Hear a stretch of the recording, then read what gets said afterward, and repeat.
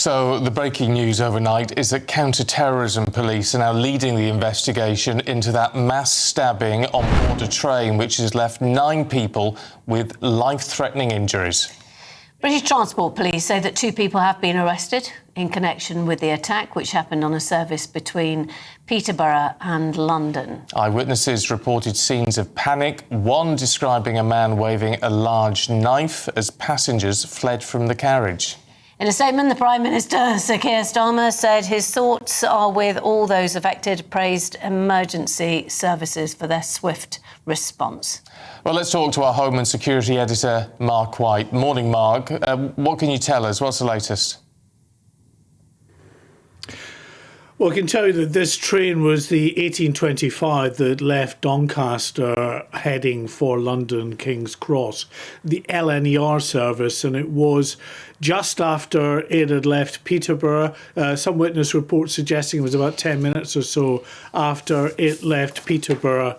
And at that point, there began this absolutely horrific chain of events with stabbing going on there. And what we're told from eyewitnesses is that people started running forward in the train to get away from at least one man with a knife. Now, it's suggested that there may have been 2 attackers, given that police have said there have been 2 arrests, but a lot of the eyewitness reports that we're getting talk about one attacker, but that may simply be because they were in different parts of the train. In these kind of panicked events, when they're unfolding, they're very, very traumatic, and people's recollections of exactly what's going on might not be all they could be. So it's possible they didn't see a second attacker, but we know that the train was a fast train heading to London King's Cross. But when the attack broke out, the emergency cord was pulled. That signalled to the driver, of course, as well, to head to the next available station. And so you had signal staff, we're told, quickly bringing about a change in the track system for that train, and brought it from the fast line onto a slow line so that it could then perform this emergency stop at Huntingdon Station. And at that point, of course, the passengers, some of them have bloodied and quite badly injured, managed to run onto the platform and away. We're also told that one of the suspects, at least, had also exited the train at that point and onto the platform. This has not been confirmed by either Cambridgeshire Police or British Transport Police, but according to eyewitnesses, one of the suspects still had the knife, was confronted by police and then tasered and arrested. So an absolutely horrific and frightening chain of events that unfolded on this train. And of course, while the train was moving, those people were captive on that train. They couldn't really go anywhere other than just try to move to other carriages further up the train. And that's it is so appalling, isn't it? You can only imagine the chaos, as you said, Mark, on the train. And we're also hearing about one man, for example, trying to protect a younger woman who was in the sights of either one or the other of these assailants, and the whole time, people obviously trying to protect themselves and their families if they're with them. Yeah, I mean, those reports that are starting to emerge are particularly troubling. That man, either elderly or certainly a mature gentleman, did try, according to witnesses, to protect a younger woman, and was apparently stabbed in the process as well. I mean, what we don't know in all of this is just what the motivation was, whether this was actually a terrorist attack. The fact that you had the Prime Minister, the Home Secretary, and then, of course, opposition politicians, other politicians commenting, gives you an indication, I think, of just how seriously this incident has been treated. I think, regardless of what the motivation might be, the fact that you have 10 people stabbed on a train is always an enormous story anyway. We had reports, we didn't report it on GB News, but it had been reported elsewhere that Operation Plato, the code name that police describe a marauding terror attack, had been declared. And what I understand is that attending officers did use the Plato code word initially, but it was rescinded.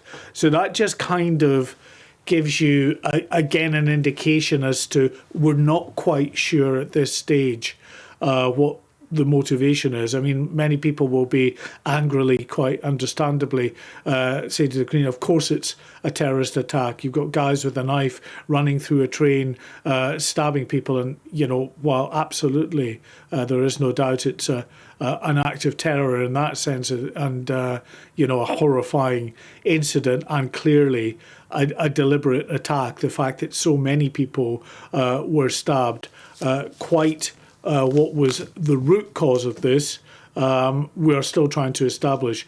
Counter-terrorism police are assisting British Transport Police. They have primacy for this incident because it is an incident that unfolded on the rail network. So that is the responsibility of BTP. In the first instance, as is absolutely the case with BT, they work in tandem with their colleagues in terrestrial police forces throughout the country. And it just so happens one of the few strokes of luck, I think, in terms of this incident, if anything can be lucky in such a horrifying event, was that it pulled into Huntingdon Station, which is just a very short distance away from the police headquarters, the fire headquarters, and a big area trauma centre, a local hospital nearby as well. So a hospital that they could get the badly injured, and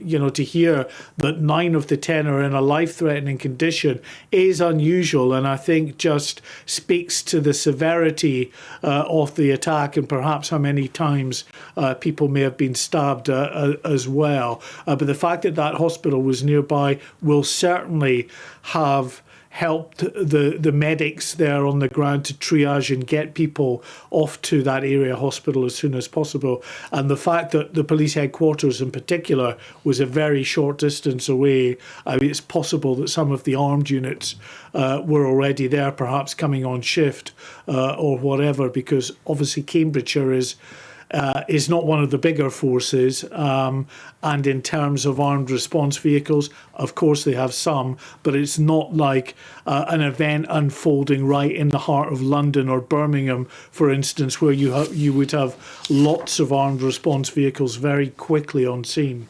I mean, clearly a very complex operation for the police, Mark, when you are looking at what would appear to be indiscriminate attacks on that train. However, the fact that they have got 2 suspects in custody should give some clarity comparatively quickly, shouldn't it? Well, listen, it depends just how compliant those people that have been arrested are. I mean, what happens, and I'm sure people will find this deeply frustrating, but what happens because of the processes around the arrest of individuals is that if they're arrested at night time like this, quite often they would be processed, of course, by a custody sergeant, but then put into holding cells overnight. They unless there was very good reason, normally would not be interviewed overnight and will only be interviewed come the morning once they've had a good rest. And of course, as I say, people will be thinking, why on earth would you bear any kind of thought for someone suspected of carrying out a horrific attack having a good night? But the fact is, that they have to, by rule of law, ensure that they're well rested so that they or their legal team can at some point argue that they were questioned at a time when, you know, they've been up all day and been up all night and weren't in any kind of position to argue and put a proper defence forward. So, listen, that's just a little bit of a sidebar, but gives you an indication when we say, OK, you've got two people in custody, we should know. They won't necessarily have been subject to any kind of detailed interview at this stage, and that will come. What should have happened, of course, and will have happened, is that fingerprints will have been taken immediately if they are known to the police for whatever criminality, suspected of being involved in terrorism, any of the above. They will flag up on the intelligence databases, and that will give the police a handle very quickly about who they're dealing with.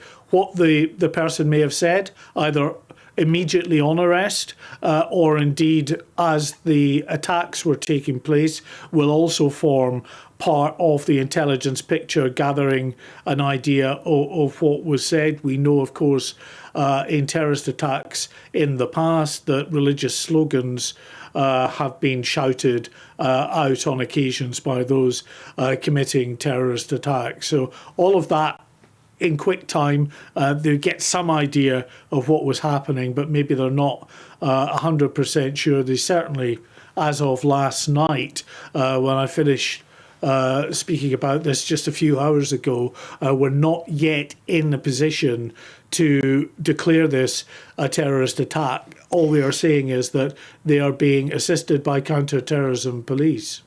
So we're looking at pictures, lots of people there, the police in the white outfits that they wear when they're collecting forensic evidence. Also been hearing about tracker dogs. So they'll be looking, of course, it's a darn sight easier to look for these things as soon as daylight comes, but that would have been happening all night. Yeah, you're absolutely right, Penny. What happens, of course, is, first of all, in responding to this incident, what you have are the responding officers dealing initially with the threat, which seems to be the two people that have now been arrested. So that immediate threat, people would imagine, is over. But the fact is, it's not. It's nighttime. It's a very long train with multiple carriages, multiple places to hide, under seats, in luggage areas, in toilets, potentially anywhere on the train. So that will have had to have been searched very thoroughly from carriage to carriage by those armed officers initially.